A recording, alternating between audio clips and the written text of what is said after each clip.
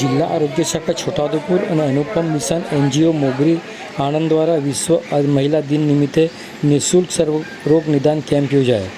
જિલ્લા આરોગ્ય વિભાગ છોટાઉદેપુર અને અનુપમ મિશન એનજીઓ મોગરી આણંદના સંયુક્ત ઉપક્રમે ગાયત્રી કામધેનુ સેવા તીર્થ બોરધા ખાતે અખિલ વિશ્વ ગાયત્રી પરિવાર બોરધાના સહયોગથી 8મી માર્ચ વિશ્વ મહિલા દિવસ નિમિત્તે નિઃશુલ્ક સર્વરોગ નિદાન અને સારવાર કેમ્પનું આયોજન કરવામાં આવ્યું હતું.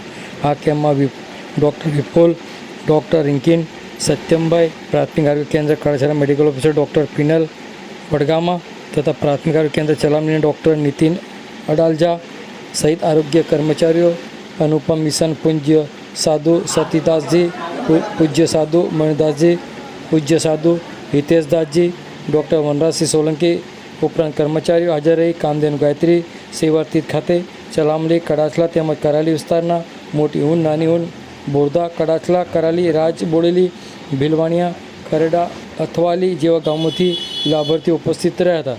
જેમાં 237 આંખ વિભાગ, 72 ચામડી વિભાગ, 108 જનરલ ઓપીડીમાં લોકોએ મોટી સંખ્યામાં આરોગ્ય કેમ્પનો લાભ લીધો હતો.